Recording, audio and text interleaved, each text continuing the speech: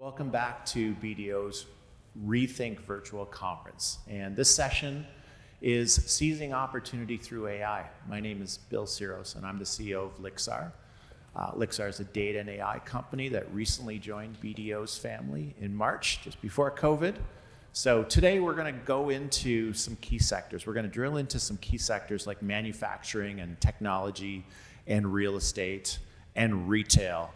But before we do that, we actually want to let you know who Lixar is, and we got a short video to show you that, and then we're going to come back with some guests, and we're going to discuss the kinds of work that we do here at Lixar.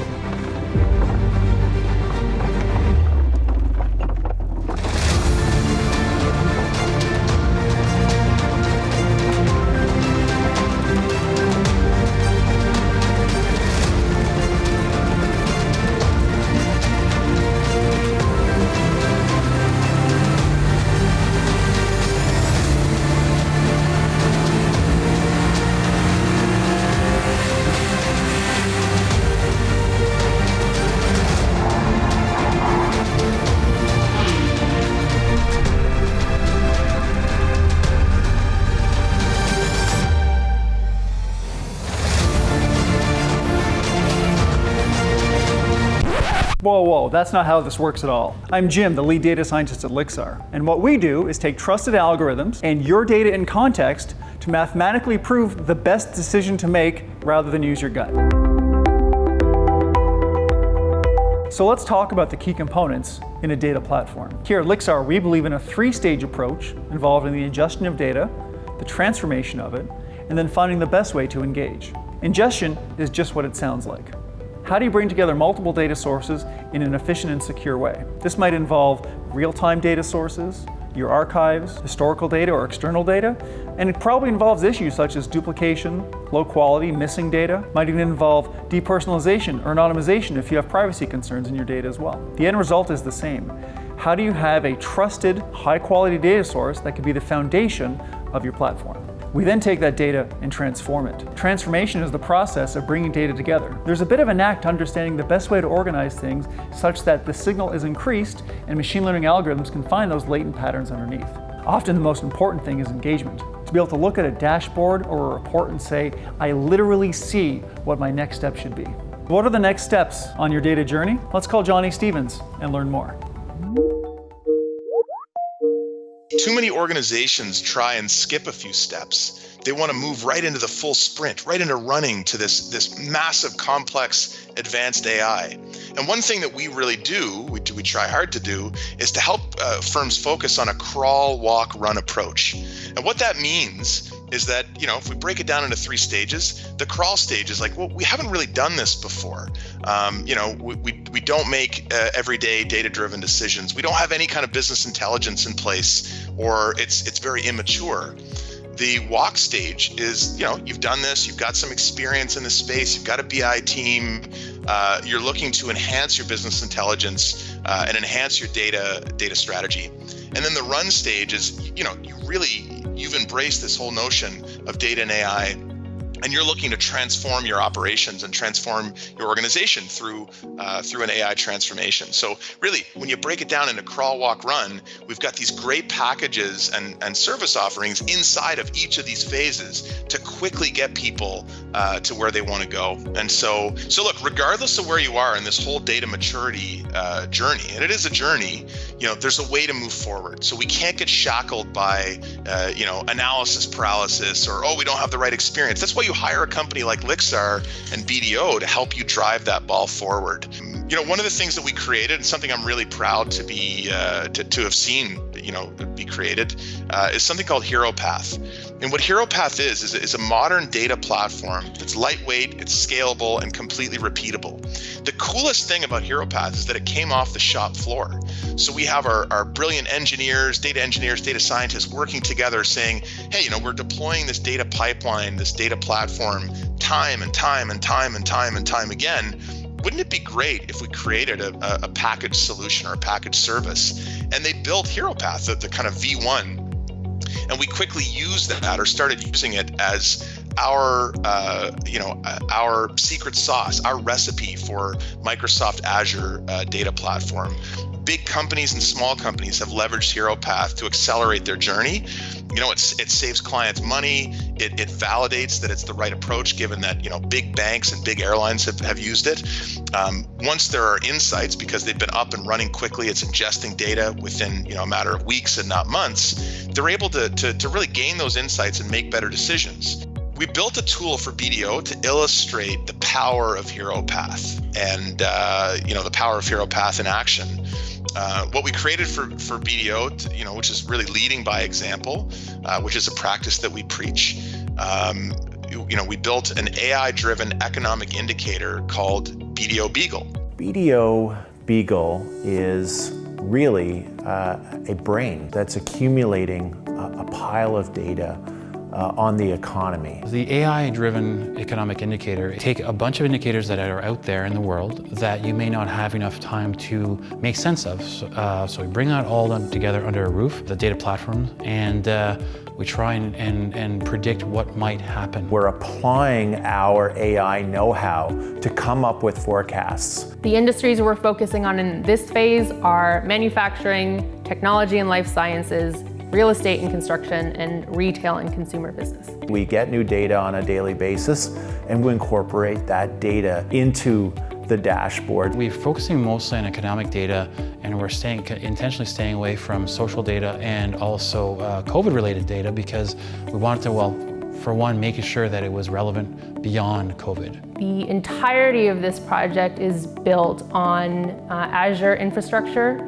So we're grabbing 130 metrics from the internet, ingesting it into our Azure Delta Lake, processing it through Databricks and MLflow, and outputting it into Power BI. From an outside person looking in, they're going to see a great looking dashboard with numbers and statistics. But in the back end, all the real work is being done. The system is always learning. So every time there's a new data source that makes an update, we take that in automatically. We run through a gauntlet of tests.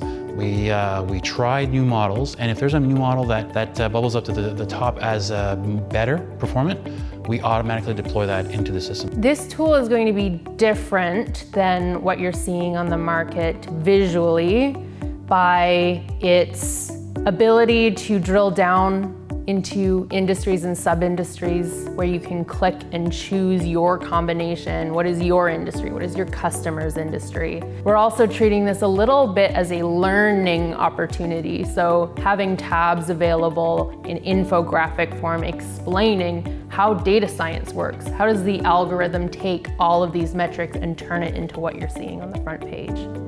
We don't want to replace someone's 20 or 30 years of experience. We simply want to augment it. And if we could augment it in a democratic way so that it's affordable, not only affordable, but something that they can use in a practical sense, then we've done our job. Welcome back. I hope you enjoyed that video and you learned a lot about Lixar. I want to hand it off to our host, Scott Bradley. Scott leads BDO and Lixar's federal government strategy. That's great. Thanks, Bill. And with us as well today is someone else you saw in the video, is Laura Grove, who is our data visualization analyst. I practiced that for a bit to get that down. Data viz. Data viz, even better.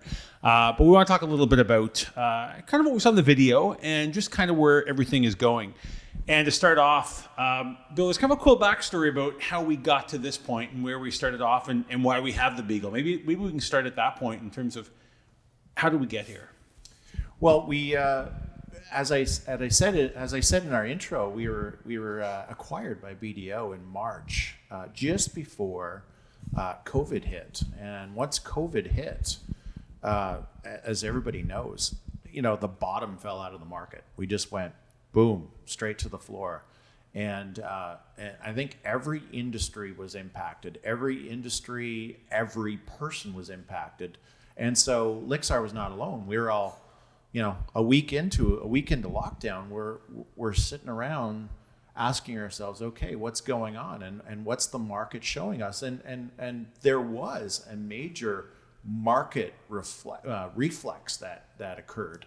And so at that time, we were certainly looking around and taking a look at what our competitors were doing. What were they starting to showcase in terms of how are we going to respond to COVID? And so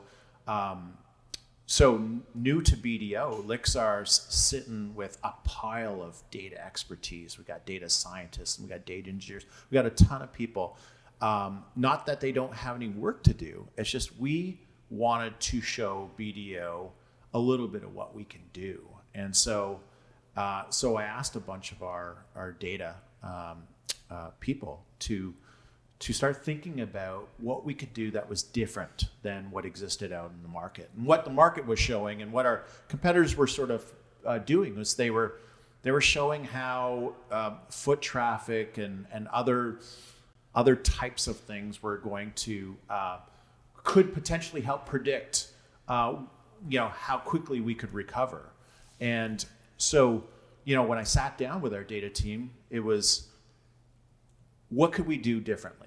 And so we just said, well, it's the economy, stupid. Let's talk about the economy, and how could we potentially predict an economic recovery? And in our case, we honed in on GDP, and it was just one piece. And so that sort of started what is currently Beagle.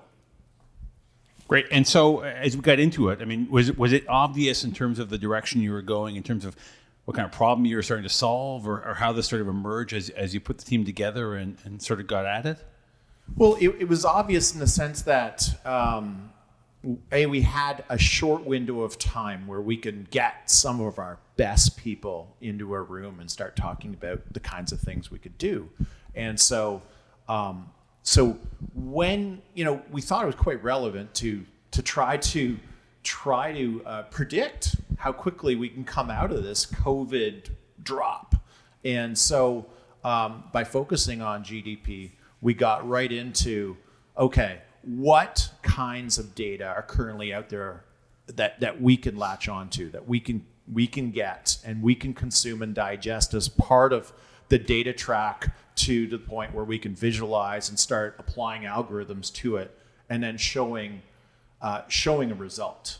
And so that's and we have the graph behind us, but Laura, you're one of the team that really put this thing together and engineered this. So perhaps sort of take us through kind of how you structured this thing to in fact drive an outcome.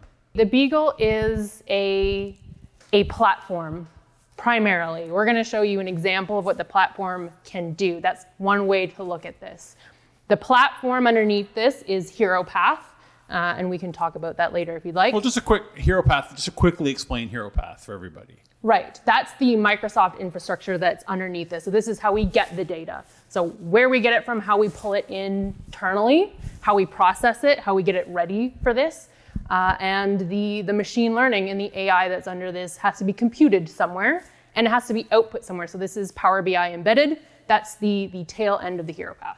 So we want to show an example of HeroPath. That's what the Beagle is, what you're seeing here today. That means that after I show you this, there's other things we can do. There's so many directions we can take this. This is just step one in the process. The Beagle, as you're seeing it today, is the platform that enables us to see the shape of the recovery in the new normal. So what is the shape of 2020 and 2021 for now?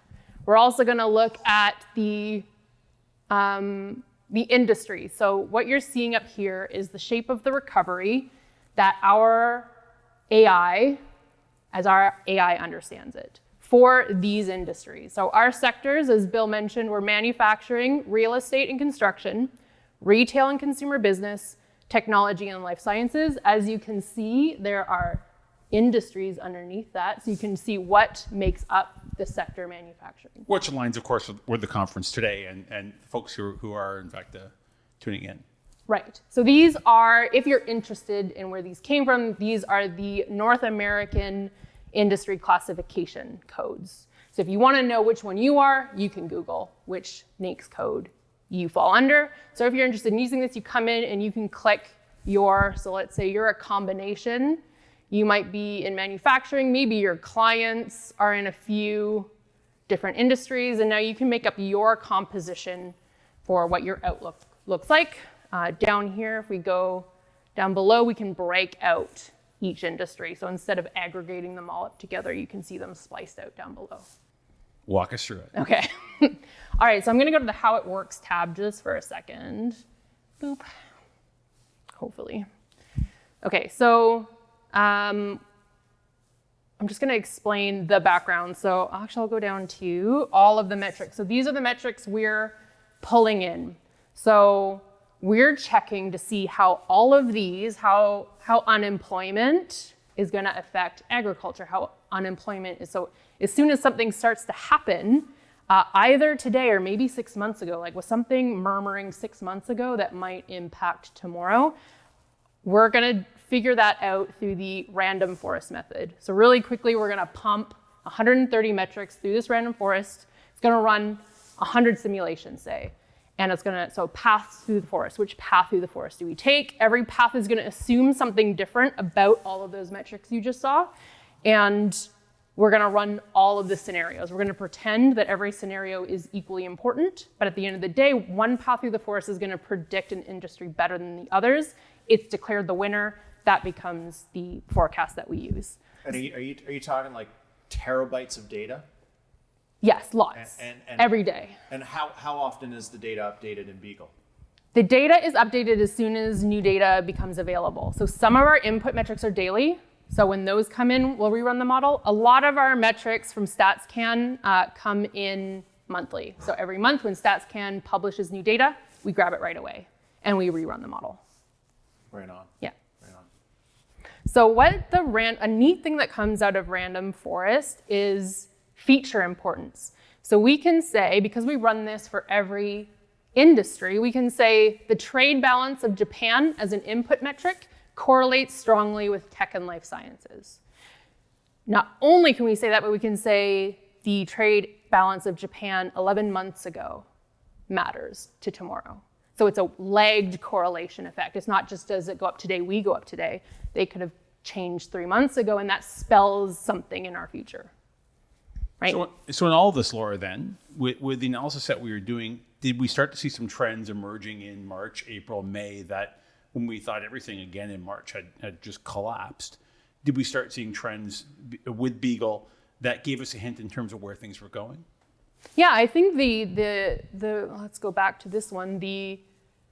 Our forecast back in March showed the difference between agriculture and accommodation, right? So it could figure out that there was a marked difference between how these two industries were behaving leading up to March that spelled a different future for both of those industries. Now, you also looked at real estate and construction. So how did that start to chart out? Well, let's play around with it. So let me undo. Which one do you want to do first? Real estate? Yeah, let's do real estate.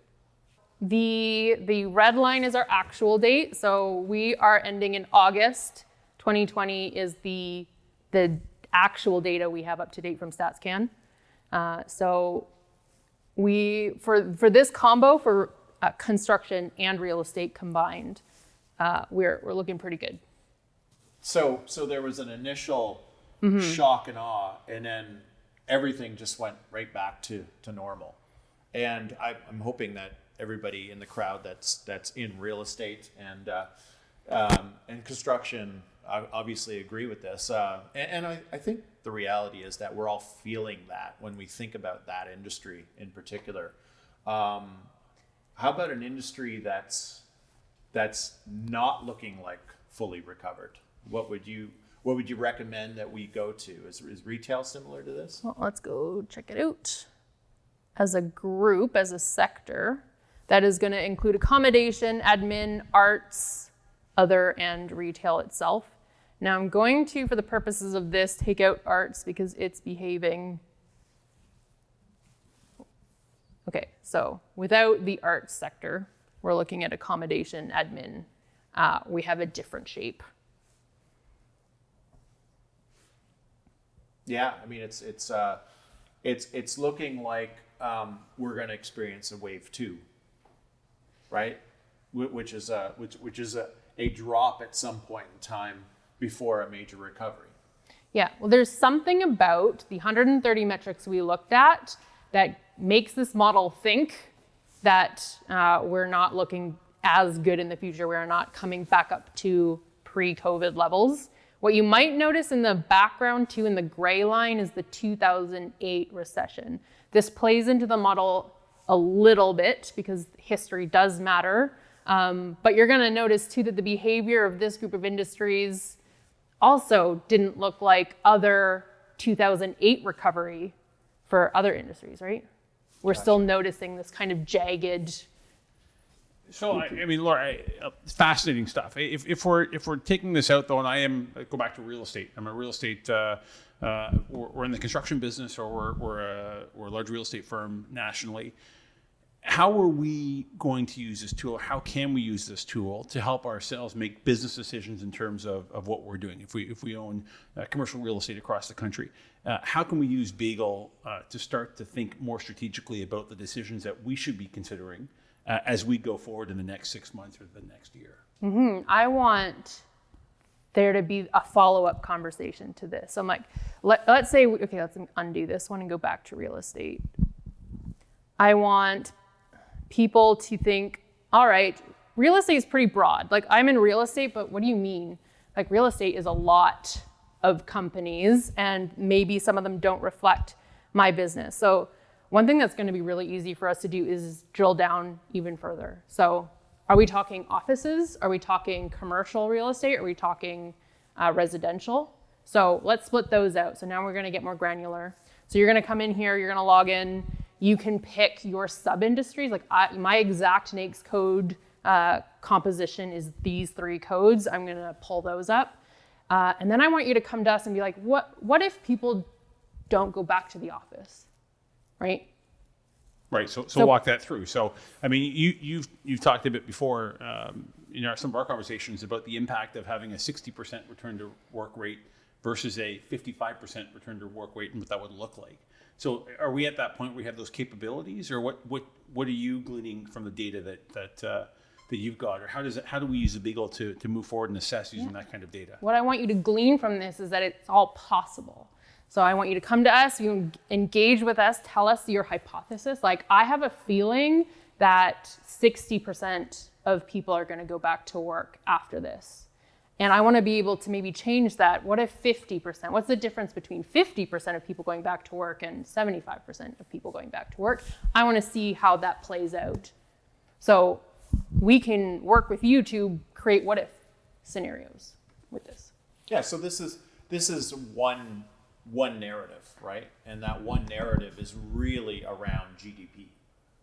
But as we work with industries, whether it's manufacturing or technology or retail or real estate, we can hone in on different narratives within each industry.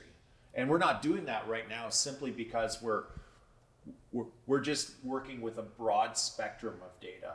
But as we start working closer with our clients in specific industries, and it could be agriculture, it could be outside of these 3, wherever we have a massive amount of data and we have benchmarking already done and we have subject matter expertise from those industries, like, we haven't gone that far yet. But once we go that far, then Beagle becomes very much their version of Beagle. It could be Beagle agriculture, it could be Beagle construction, it could be Beagle retail. So we essentially designed this to customize it to your specific requirements as an organization. Yeah, for sure. And it's about finding data and ingesting that data.